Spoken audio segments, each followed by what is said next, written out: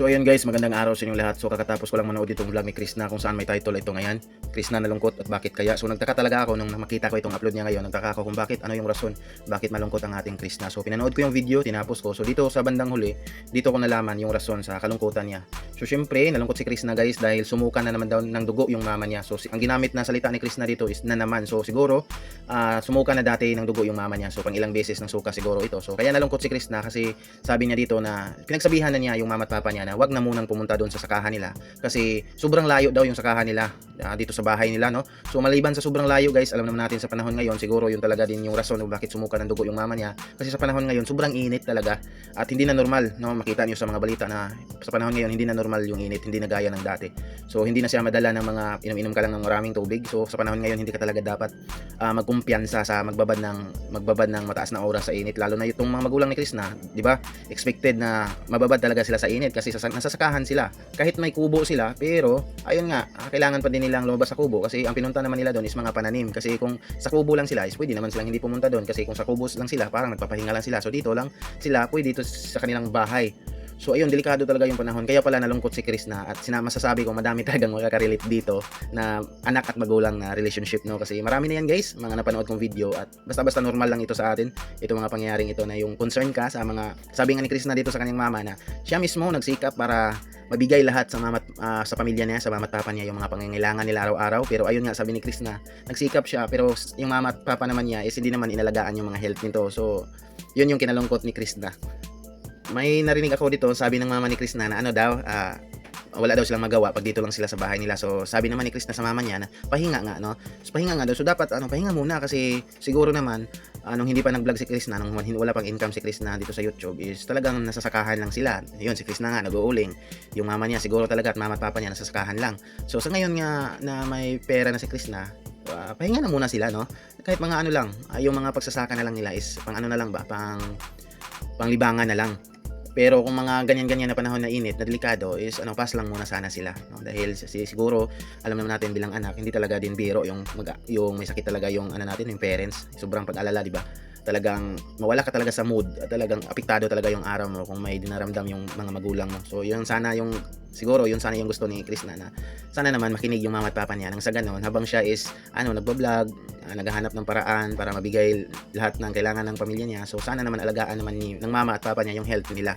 So ayun, kinalungkot ni Krishna kasi siguro maraming beses na niyang pinagsabihan nitong parents niya pero hindi pa rin sumunod. So ngayon, nagresulta na naman, sumuka na naman ng dugo. So sana naman dun sa mga papa ni Krishna na makinig naman. Kaya pahinga na muna kasi mataas ding panahon na nasasakahan lang sila. So sa ngayon na may income na si Krishna, pahinga muna sila saglit. Lalo sa panahon ngayon, di na normal yung init, hindi na gaya ng dati. Sobrang mapagmahal ng magulang talagang si Krishna, no? Talagang pilit niya talagang ibigay lahat-lahat yung kailangan para lang hindi alam na alam ni Krishna yung pagod ng mama at papa niya doon sa kaya talagang porsigido talaga siya at sinipagan niya talaga dito sa pagbablog. Yun din talaga siguro yung gusto niya na makapagpahinga yung mama at papa niya, no? Sa taas pa ba namang panahon na sobrang init doon sa sakahan, mabibigat yung trabaho, di ba? So ayan, isa ito sa mga rason na dapat talaga nating ipagpatuloy yung pag-support kay Krishna, no? Skip ads sa mga video niya kasi ayun, sana sa susunod abangan natin itong bahay nila. Sa susunod, excited na ako na i-update na tayo sa bagong bahay ni Krishna kapag nakapagsimula na siya ng magpatayo ng bahay, no? So para magawa yan ni Krishna, para magkatotoo yan, support lang tayo, don't skip ads at laging abang-abang lang sa kanyang upload kahit i-upload pa yan, no? So wala akong nakita dito sa comment tungkol doon sa itong last part na wala akong nakitang comment dito about doon sa last part nitong video ni Krishna kung saan ayun, sumuka daw ng dugo yung mama ni Krishna. So siguro kasi guys, Bisaya language kasi yung gamit nila at ako Bisaya naman ako. Ayun, kaya naintindihan ko yung sinabi nila dito. So walang nag-comment tungkol doon. So siguro ilan lang yung Bisaya dito. Okay Krishna, masaya kang panoorin, hindi boring, masangkit sa kakatawa at masarap yan basta nakawa ka ng magluto at ng okra, daming beneficios yan sa katawan na makukuha. So ayun, nagluto din pala si Krishna dito sa sa kanyang vlog na ito. Bihira ka talaga makakita ng babae ngayon na hindi niya kinakahiya ang bahay at walang kaarte-arte. Go lang Krishna. Yes, totoo yan. Bihira lang talaga. At talagang binablog talaga ni Krishna yung mga kaya niyang gawin sa bukid. Halimbawa yung pag-uuling, di ba? Bihira lang yun guys. Yung ibang yung ibang babae sa edad ni Krishna hindi kayang gawin yun kasi iniisip nila kung mapahiya sila sa makakakilala nila, di ba? Pangit yung dating, may yung ganun ba?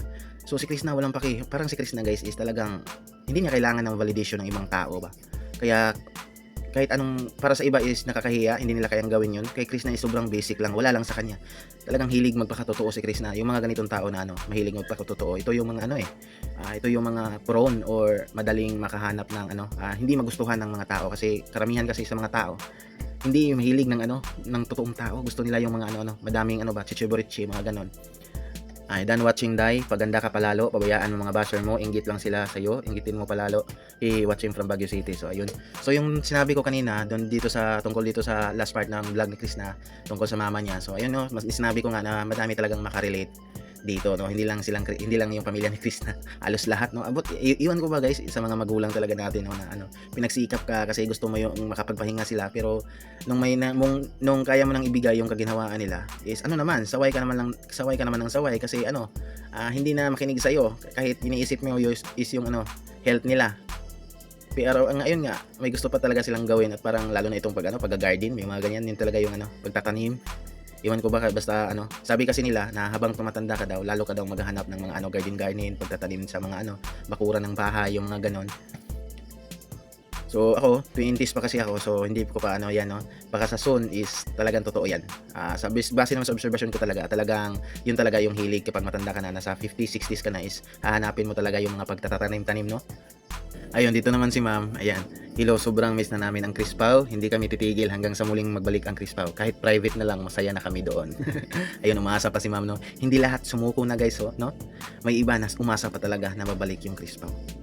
Good PM anak, sana pasyal ka sa PB House kahit isang beses lang sa isang linggo. Miss ko na kayong magkasama ni Sir Paul. So ayun, kung okay na si Krishna, no? Kung okay na yung both side, yung wala ng mga good luck Miss Krishna, ganyan, be positive lang lagi at ipagpatuloy mo lang ang umpisahan mo.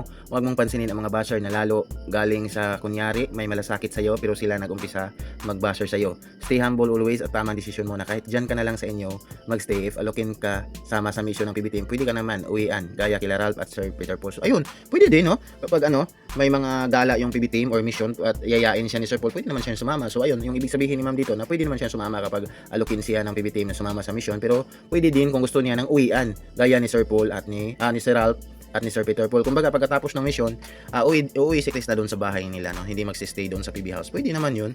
Para nang sa ganun din is wala ding awkward kasi ayun nga, mag-ex sila ni Sir Paul kung doon siya sa PB House talaga, kung hindi sila magkabalikan halimbawa.